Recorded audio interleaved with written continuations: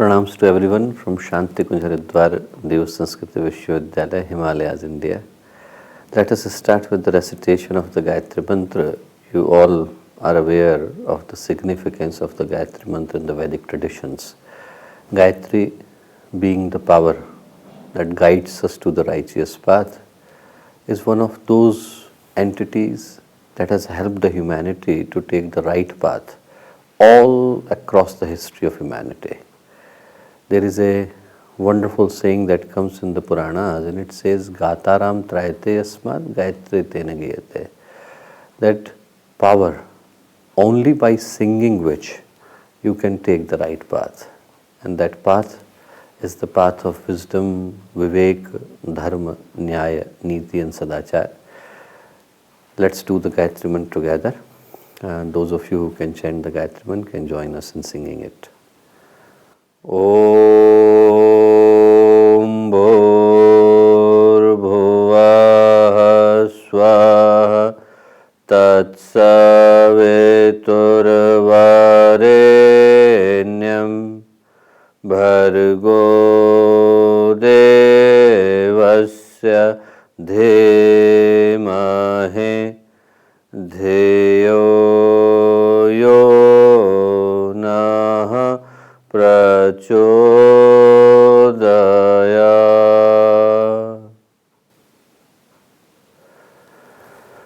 Pranams to everyone and welcome again. We started to discuss the chapter 2 of the Patanjali Yog Sutra, Sadhana. The first chapter was the Samadhi Pad, where the discussion about the end point of the yogic effort, Samadhi, was taking place. And then came the question that not everyone is as enlightened as the people that were talked about in the chapter 1. Chapter 1 was dedicated to those people who already had the Vairagya. And that's why they needed nothing but the abhyas. They needed the practice, they needed the preparations for reaching to even a higher state of samapatti and samadhi. So Vyāsa asked the question that not everyone has got a stable, calm and contented mind like the one being discussed in the chapter 1. What about those who have got the prickly state of mind? So then Patanjali answers by saying that for those kind of people, there is a path of Kriya Yoga. They need a more action-oriented approach. So the technique that is needed, which is the sadhana, and that technique with which this chapter starts is the Kriya Yoga. Tapa, Swadhyaya, Ishwar Pranidhanani, Kriya Yoga.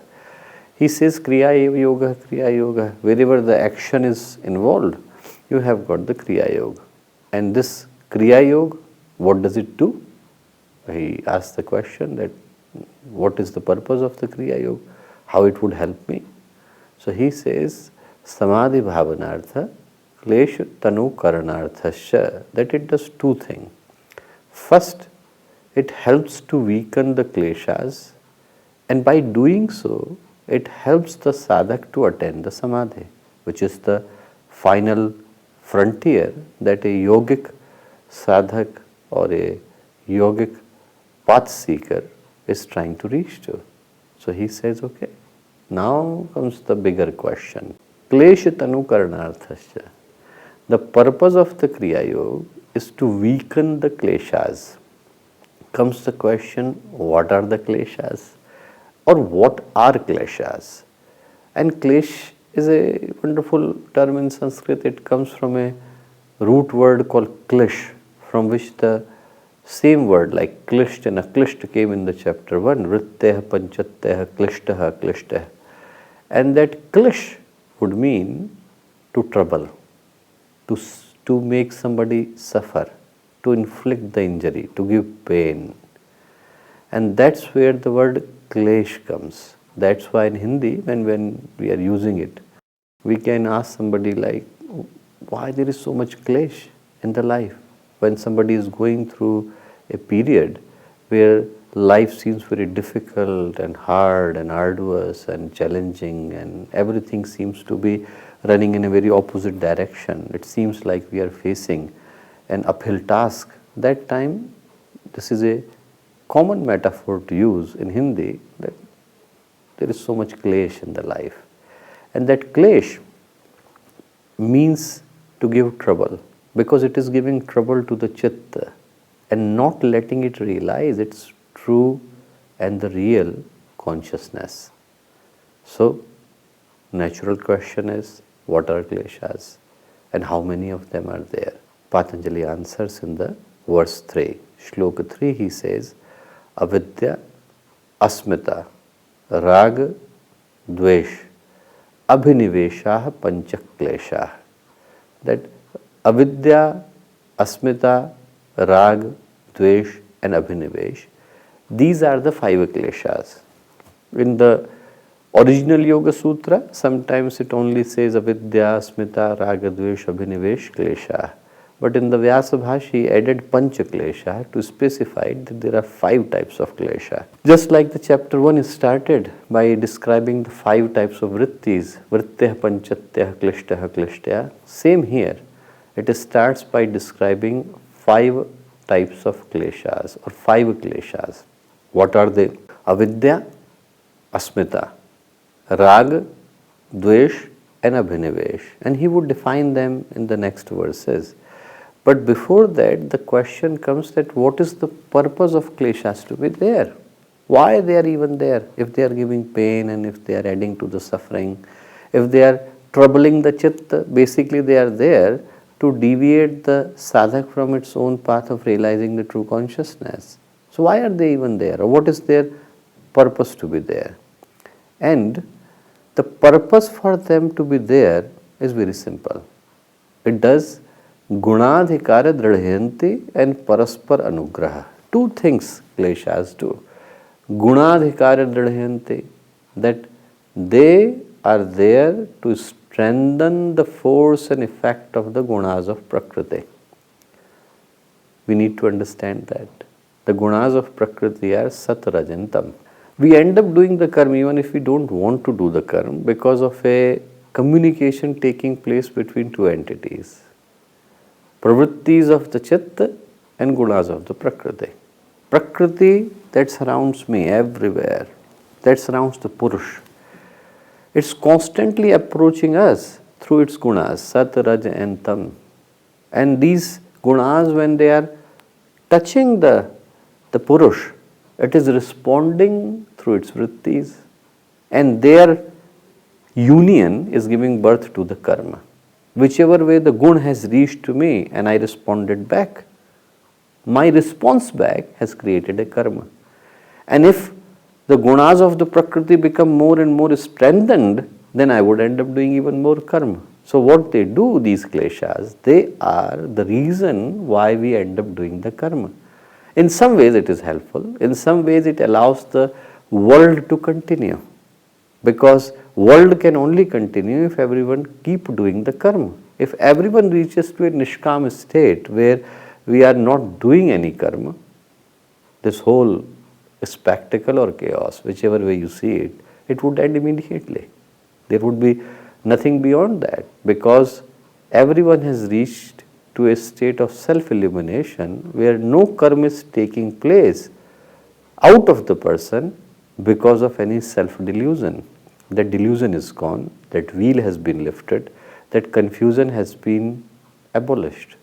And if that confusion, if that conflict, if that kind of chaos has subsided, fine, then nothing can continue. So the purpose of kleshas to be there is to support the gunas, and not only the gunas, paraspar anugraha, they also support each other. If avidya is there, asmita is likely to be there. Asmita is there, raga and dvesha are likely to be there. They are not only working to help the enemy, but they are also working to make the internal security weak. These are the kind of, the entities which are not only helping to make our borders weak so that the Prakriti's gunas can attack, but they are also helping the internal security system to be weakened by working in connection and mutual interaction with each other, paraspara anugraha. So the kleshas are there to help or rather force one to end up doing more karma. And Patanjali says they are 5. Avidya, asmita, rag, dvesh, abhinivesha, panchaklesha. Out of which comes the 4th verse. Avidya has got a very special entity.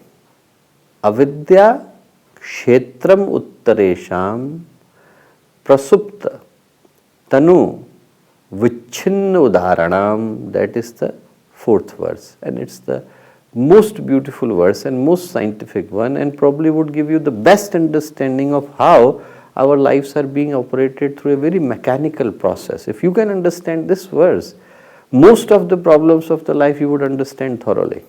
He says, Avidya kshetram uttaresham. Avidya, I am not translating it. Some people call it ignorance, some people call it delusion. There is no point of going into the English translations if you don't understand the concept and phenomena. It's important to understand the concept, because even if I use a translation that is there in English and it's not the right translation, it's not the correct counterpart of what is being said, it would confuse you even more. So better is to stick to the right word, which is avidya. Kshetram. Kshetra could possibly translate it into something called as the field, like an agricultural field. That's why the word that we use for chitta in Sanskrit we call chitta bhumi. Bhumi means land. Mano bhumi, like land of the mind, we use. And we use the karma as the seed. We say karma bij is lying in the chitta bhumi, it's lying in the mano bhumi. So he says avidya kshetram uttaresham. Uttaresham means ones that would be described later on. All other kleshas that would come later on, asmita, raga, dvesh, they are growing in the field of avidya. Avidya is the breeding ground of all other kleshas that would come later on. She is the main reason. If avidya could be tackled, nothing else would grow. Without avidya, there is no sustenance for rest of the kleshas. They can only exist if avidya can exist. So he says avidya kshetram uttaresham. Then comes the best part. If you can understand this one, everything, most of our questions of the life could be answered. He says the breeding ground for the kleshas, which can exist in one of the 4 different forms. What are the different forms? Prasupta, dormant or sleeping. Tanu, weakened. Vichchinna, like intermittent. And udar, like fully manifested. At any time in our life, we have got the circumstances. These circumstances are the birth product or byproduct of the karma that we did before. They are the one responsible for today's circumstances, today's life situation, social situation, whatever. And these karma, they were done because of the kleshas. The kleshas helped the Prakriti's gunas to approach us, and we ended up doing the karma. So, these kleshas could be in either of the 4 states, or we can understand it in this manner that a klesh can exist in either of these states, there is nothing beyond that. First is the prasupta. The seed there could be lying in a very dormant form, waiting sometimes for millions and millions of lives to fruition, to fructify. It's just lying there dormant. But once it gets the favorable conditions, you get a seed, and if I put the seed here on the floor, it won't grow. It needs the land, it needs sunlight, it needs water, it needs manure. Once it gets all the favorable conditions, there is a chance for that seed to erupt and give birth to plant and then onwards to the tree. That's the idea. A seed can turn into tree only through that process, through the fruition, through the fructification, and it can lie. So there are sanskars, there are kleshas in our life which would not affect a person for sometimes many lives, and then in one life they erupt like anything because they got the favorable conditions.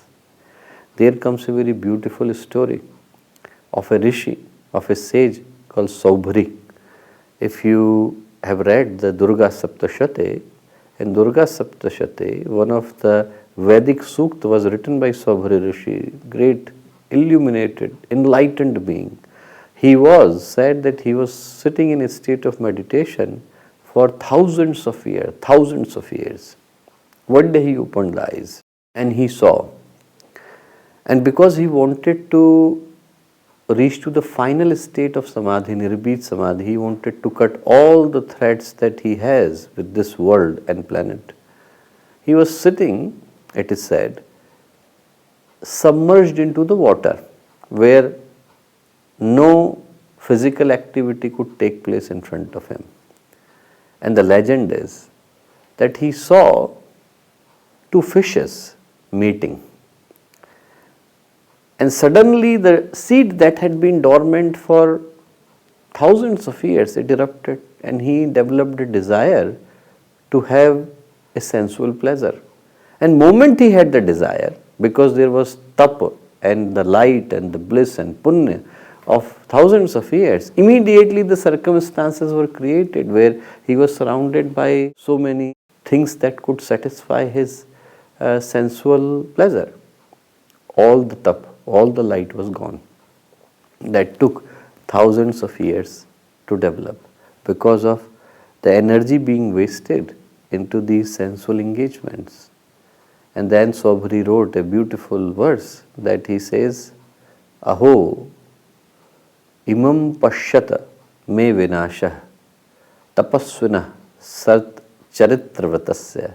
Look at me, how I destroyed just by a second of giving flow to that dormant seed that was lying sleeping for thousands of years. Look at me, how I destroyed myself. And that kind of destruction can take place because seed is only dormant. Same that happens in our life. We sometimes go through a phase in life where nothing is attracting us, and then suddenly the impulses come, suddenly the urges come, and people are actually suddenly deviated, distracted to the path that they thought that they have left behind long time ago, because suddenly a dormant seed has erupted into the udar. Udar means fully manifested klesh.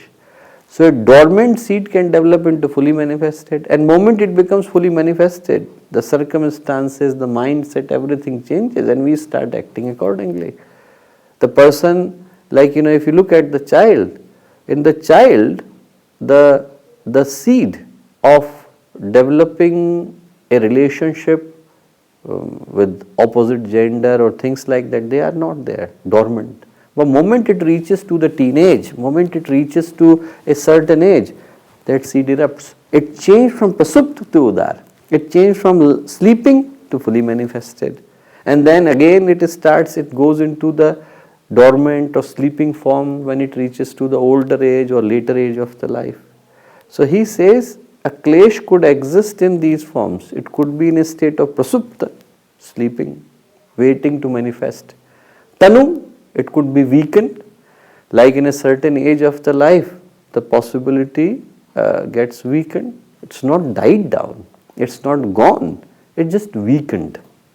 It's like you have got somebody who has got not so much of wealth, he has got no possibility to waste the money.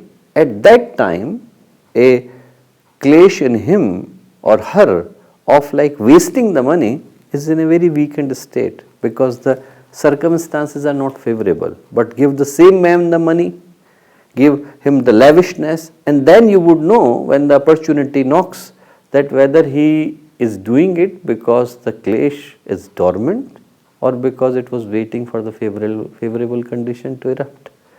There comes an interesting story in this relation. There was a king and he went to the forest and he saw a farmer taking a good sleep, in the there was very bad weather and he was lying on a rock and he was sleeping comfortably. So king the minister looked at the king, and minister said that how can he sleep on such a challenging terrain? How could he sleep there? And king said that only because he hasn't received the favorable conditions. Minister said, I don't understand. He said, okay, bring the same man to the mansion, to the king's palace. So that farmer was brought to the king's palace, and king offered the best suite of his palace to the farmer. Now that farmer started to sleep there. A month went, he said, do nothing, just feed him, give him the nice food, let him sleep, enjoy, whatever he want to do, let him do there. 1 month went, and now suddenly the king said that now change the sheet, rather than giving him the nicest sheet, give him the rough sheet. And the moment the bed sheet was changed, it became slightly rough. The farmer started to complain. He said, why are you giving me the rough sheet? King said, look, he's the same person who was sleeping on the rock without a problem. There was thorns everywhere, there was bad weather, and he could sleep like a baby there. And now he has got all the lavishness, and only thing he can find to complain is that the sheet, the bed sheet, is not as comfortable as it used to be, while everything remains the same. It's because now the seed that was in dormant phase, it manifested. And the moment it manifested, now the things that he he could bear before, now he could not bear them anymore. Just think about our own lives. There were times when we had nothing, and then suddenly when we have got the things, we can find a reason to complain about other things, because now that seed has fully manifested. So he says, prasupta tanu vichinna. Vichinna is intermittent. Intermittent means that if you have got one klesh, sometimes in full form, that time other kleshas could remain in a silent role. Does not mean that they have disappeared, just they are in a silent form. Say for example, a person developed a klesh of attachment to a person, rag is there. That time he could easily ignore the mistakes of that person. When person is in love with another person, that time they don't see any mistakes in that person. They just actually accept every single fallacy of their life like anything. And the moment that changes, that attachment and that love has changed into envy and anger, that person has moved out of their lives, they can remember every single mistake that they did. It's just because this time it's a different thing. Just because Vyāsa uses a very interesting analogy for it. He says that just because X person is in love with the Y person does not mean that he has lost interest in the everyone else. He may develop interest in all other girls or equally the girls with boys later in the life. It's just at that moment that particular clash is taking place with a particular person, vichin, intermittent. So 4 different stages of the kleshas can take place. It could either remain in a dormant stage, or it could fully manifest like udar, prasupt, sleeping, udar, fully manifested. Or it could be weak, tanu, or it could be vichin, intermittent, like now, but then maybe not for some other time. Vijnana Bhikshu in Yoga Vartik adds another category. He adds the category called Dagdha Bij. It's the destroyed seed. That there are certain that yogis with tapasya, they are able to destroy it permanently.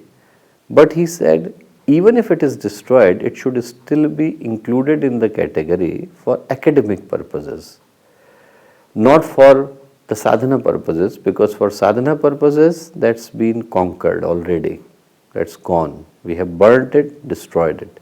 However, for academic purposes it should still be counted, called Dagdha Bij. So, 3rd verse, he names all the kleshas, avidya, smita, raga, dvesh, abhinivesha, panchak klesha. 4th verse, he says, avidya kshetram uttaresham, prasupta tanu vichin udaranam. He says avidya is the breeding ground where all other kleshas are born, and these kleshas could be in either of the following states. They could either be sleeping or they could be in a state of fully manifestation or tanu or vichhinna. Now he starts to define all of them. Comes the definition of avidya first. He says anitya, ashuchi, dukh, anatmasu, nitya, shuchi, sukh, atmakhyate avidya.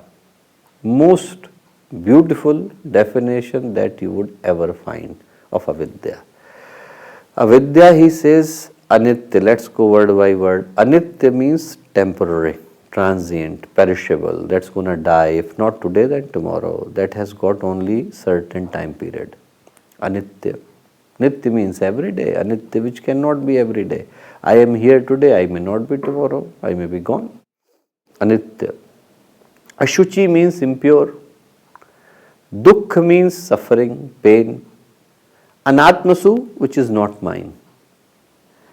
And then exactly opposite of them, Nitya means permanent, Shuchi means pure, Sukh means happiness, and Atmakhyati means truly me, is avidya. What he is trying to say? He is saying, seeing purity in impurity, seeing permanency in something that is temporary, seeing myself where I am not, like body, and considering that is me, that is avidya. That delusion is avidya. And it's the best definition that could be there. Vyāsa says, everything that is not vidya is avidya. Wherever the realization, actualization, the actual sense of true self is not there, that is avidya. It's not only ignorance. It is the whole idea of I sitting here with an thinking that I am doing something. That is avidya. Because I am not even here. This body is here. This body that I started to believe, that's me. Like Bhagavan Krishna, Lord Krishna says in the Gita, he says, Ya enam vetti hantaram yaschainam manyate hatam ubhau tauna vijanito nayam hantina hanyate. The one who is killing and one who is getting killed, they both don't know that soul doesn't die only by the death of the body. Na jayate mriyate va kadachinnayam bhutva bhavati va na bhuya ajo nityo shashvatoyam purano na hanyate hanyamane sharire. Says this soul is ajo, never born, nityo, always there, shashvato, eternal, purano was the most ancient. Na hanyate hanyamane sharire. Only because the clothes that I am wearing is gone doesn't mean that I am gone. Only the body that I was wearing for a certain time period is gone. I will take another one. That's it. If the clothes are dirty and I am changing them, doesn't mean that I have changed myself. Person inside remain the same, only the clothes have changed. Only because your dress is changed doesn't mean that you are changed. Only dress is gone. Body is like a dress that we are wearing for a certain longer period, and then one day it becomes old and when we just discard it and take another one. So he says, seeing permanency where actually it is only transient, believing that this name that I am carrying, Chinmay Pandya, for this life, believing that this is a permanent thing, this is the self-delusion. Anitya. Seeing the nitya in anitya. And he says, shuchi in ashuchi, where seeing the purity in the impurity.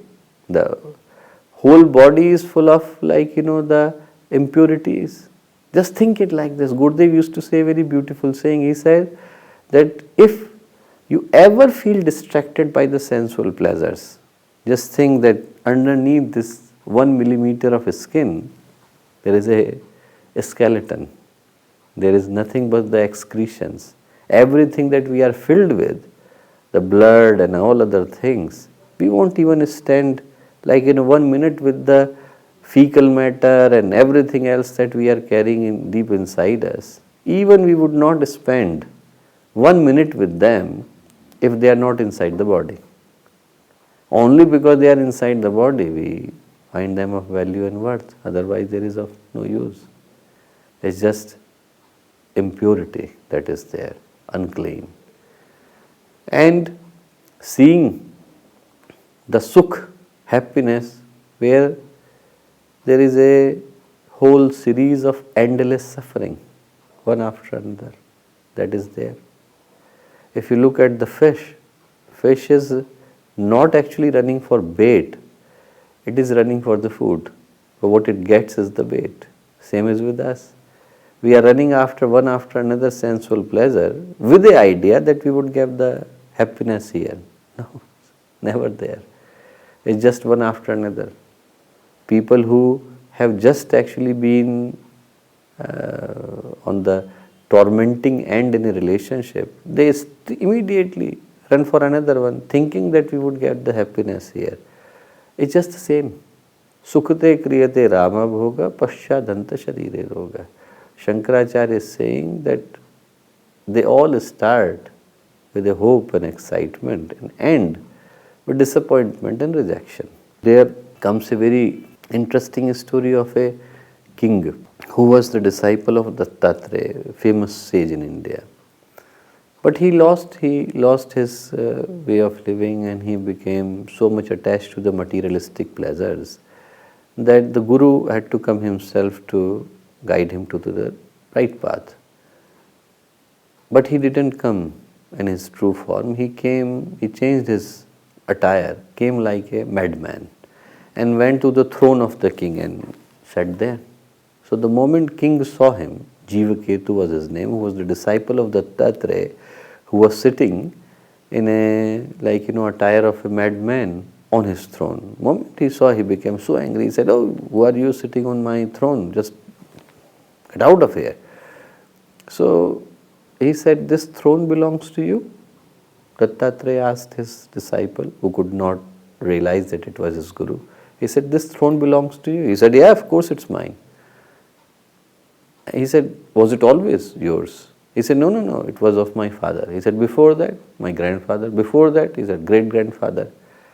He said, "Then thing that comes and goes to different people, if you think that belongs to you, isn't it stupid?" He said, "Don't you think it's idiotic to believe that it would remain with you forever?" He said, "You are here in a bed and breakfast. That's it. You are only here in a hotel that you call as your body. One day the checkout notice would come and you would have to depart." He said, "Then what are you taking with you?" And the moment he said that, the king realized that I am trying to look for permanency in something that is temporary, trying to find imperishable in something that is perishable. Cannot happen. He says, that time he realized that the path of life is not outside but inside. So Patanjali says, this is it.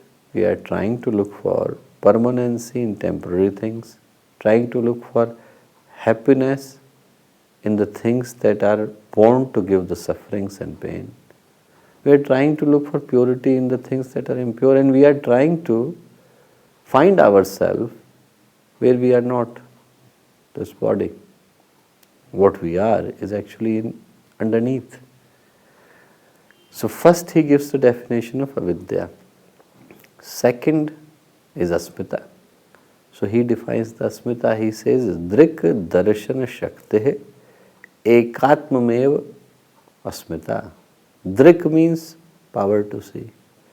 Darshan means instrumental power of seeing. Shakti means power. Ekatmamev, making them as one, is asmita. This concept of I comes from here.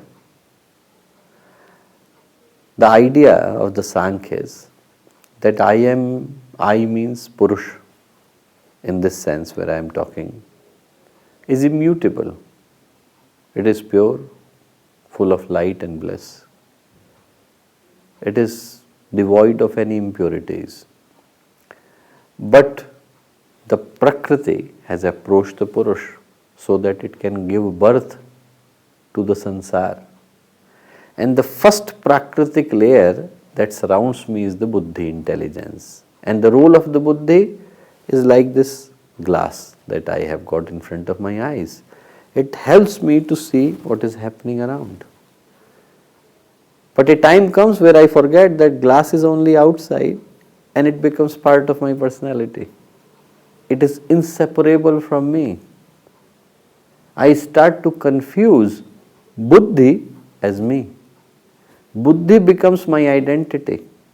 Whatever it is bringing to me, I become so enmeshed with it that I cannot separate myself from what I see. The doer becomes involved into what is happening around, into the scenery. Just like people go and watching the cinema, they become so involved that they forget it's something happening only in the screen. They start to cry when tragic scenes are coming. They start to feel part of the chase and excitement when the scenes are coming like that. Same thing happens in our life. We forget that we are here only as an audience. It is happening only outside, not inside. But the outside starts to affect the inside because this separation between the Purush and Prakriti is gone. It becomes one. I start to feel that this all is me. And the moment that separation is gone, asmita has taken place. So he says, avidya, asmita, rag, dvesh. They both can be understood, although there are two different verses, but they can be understood together. He says, sukhanushayi raga, dukkhanushayi dvesha. Anushayi means consequence. Rag is the consequence he is defining. Sukh anushayi raga. He says, rag is the consequence of searching for happiness. Wherever we think that we can get happiness, we start to develop a desire to have it. And that desire is the rag. That kind of attachment is rag. Dukkhanushayi dvesha. Dvesh is the consequence of searching for sadness. That we are getting either of them. One is jealousy, one is the attachment. And how? What is the central kind of ingredient behind them is memory. You need to have a memory that this thing gave me the happiness and excitement before. There are things that we had in this life which makes us attached to a particular thing in this life. But there are also the things that we feel attached to even if that is the first time we are seeing them because of the memories of previous words. That time it led us to have an attachment, and that kind of memory that is deep inside our chitta or in the manobhumi in the form of a karma bij, it makes us to give the false impression, here we can have the attachment, or here we can have the dvesh, here we can have the jealousy. So they are interrelated. Interrelated in the sense that avidya is the breeding ground in which asmita is taking place. In the breeding ground first came the illusion, and this illusion gave birth that I and the surrounding things are the same, gave birth to the concept of I-ness. Moment I have developed a sense of the self, which is the original sin I have created, then what I need after committing the original sin, I need something to satisfy my ego. If I want it for myself, it is rag. And if I think others should not get it, it is dvesh. Simple. If I think only I should have it, it is rag. If I think no one else should have it, it is dvesh. Because then I am jealous to them. Because I created a boundary for myself, I created the boundary for others. So, avidya, asmita, raga, dvesh. These are the ones that he talked about. That's why Bhartrihari. There comes a very beautiful story of Bhartrihari in this relation. Bhartrihari was a very famous sage, and before that he was a king. And he was the brother of Vikramaditya. Vikramaditya was again one of the greatest kings India ever had, on whom the Indian calendar Vikram Samvat was started. And the story is of Bhartrihari. One day a sage came and he gifted a wonderful item to Bhartrihari and said that gift it to someone that you love the most. Bhartrihari loved a lady called Pingala. So he gifted it to Pingala. Pingala was in love with another man called Chandrachud, so she gave it to him. Chandrachud was in love with another lady, so he gave it to her. And that woman actually loved Bhartrihari, the king, so he gave it back to Bhartrihari. Now Bhartrihari was confused, he thought that I gave it to Pingala, how come it came through this route? And then he investigated and realized that this was happening. So immediately there came a thought of renunciation in his mind. He left all the kingdom and he went by saying three famous statements. He said, shame on me that I thought there would be love somewhere. Shame on you because you also thought the same. You also were thinking that he is loving me, she is loving me, and you all had the same delusion. And shame on everything else, where we continue believing this delusion which gives us nothing but the suffering. So his younger brother then went to persuade him that he should return. And he said a famous statement to him. He says, Bhoga na bhukta vayameva bhukta. These desires never end, Vikram. They just continue. Bhoga na bhukta vayameva bhukta. We think that we are enjoying the bhogas. We are enjoying sensual pleasures. But it is reverse. They are enjoying us. Because our life is going, our energy is going, our health is going. And at one point nothing is left. They have eaten us rather than we eating them. We think that we are enjoying them or we are cherishing them or we are exploiting them, but they are exploiting us. He said, Bhoga na bhukta vayameva bhukta, tapo na tapta vayameva tapta, kalo na yato vayameva yatah, trishna na jirna vayameva jirna. Trishna, a desire to have more and more, it never gets old. You would have the same kind of desire when you were 4-year-old and you would have the same at the age of 82. Only the names would be different. A 4-year-old would be running behind the toys. 30-year-old would be running after Ferrari. Just the name is different. It's a different kind of toy, but the same thing is there. He says the desire to have it, a kind of feeling where you think that something else could satisfy me, that is Trishna. Just the names are different. An elderly man probably had a different kind of Trishna, but it is there. And they never get old, he said. They are the same from the birth of this planet or the Genesis. Only we become old and we die. So he said the only thing that is worth having is inside. So that is the avidya, asmita, rag and dvesh.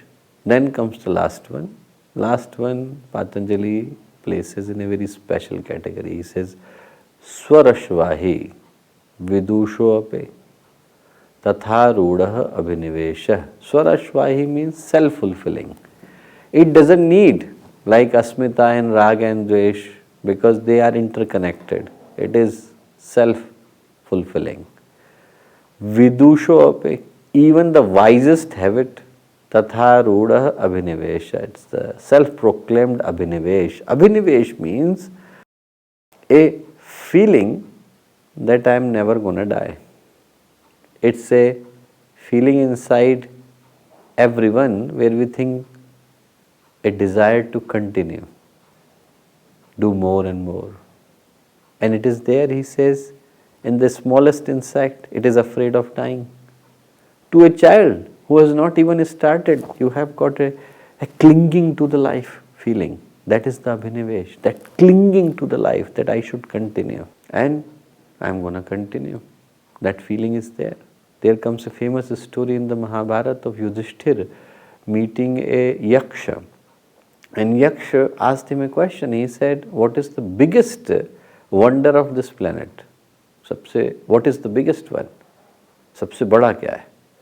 And Yudhishthir said, biggest wonder is that everyone is dying, but we continue to think that I am going to live forever. That is the biggest wonder. How could we continue having this delusion? This is the biggest one. So all together are the Panchaklesh. He says, avidya, asmita, ragadvesha, abhinivesha, panchaklesha. He names them. Their purpose is gunadhikar dridhayanti. They strengthen the gunas of the Prakriti and they work paraspar anugrah in the mutual support of each other. And avidya is the breeding ground. Avidya kshetram uttaresham, fourth verse, prasupta tanu vicchinnu dharanam, and could be in 4 different states: dormant, weak, fully manifested, intermittent. What is avidya? Anitya, ashuchi, dukkha, anatmasu, nitya, shuchi, sukha, atmakhyate avidya. Where it is not permanent, but seeing it is permanent. Where it is only the impurity, but seeing it is purity. That kind of delusion is avidya. Drik darshan shakti ekatmave asmita. Mixing the two together is the asmita. Sukhanushayi raga, dukkhanushayi klesha. The consequences of running after happiness and sadness are raga and dvesh. And swarasvahi vidushope tatha rudaha vinivesha. Avinivesh is self-fulfilling. It is there. All other can take place in this life. Asmita, we create a new in every life. I created a new concept of I-ness in this life because I am carrying a name that I would leave after this life, Chinmay. So everything related to Chinmay has been created in this life. Next life I would be something else, or before I was something else. And if I would be something, somebody, some other entity, then I would create a new asmita in that life. But abhinivesh is permanent. It continues. It is flowing inside. How they could be countered, he will talk about in the next verse. Today we end here, and the Panchakleshas were discussed, their definitions were discussed in today's discussion. Thanks for patiently listening. We end by doing the Shanti part. Om Deo Shantirantahariksha Shantehe Prithave Shantirapah Shantiroshadhaya Shantehe Vanaspataya Shantirvishve Devah Shantir Brahma Shantehe Sarvagvam Shantehe Shantireva Shantehe Sama Shantiredhe Om Shantehe Shantehe Shantehe Sarvarishta सुशांतिर भवतु। हमारे YouTube channel Shantikunj video Gayatri परिवार को subscribe करें एवं bell icon जरूर दबाएं ताकि गायत्री परिवार की विभिन्न गतिविधियों की जानकारी आपको मिलती रहे।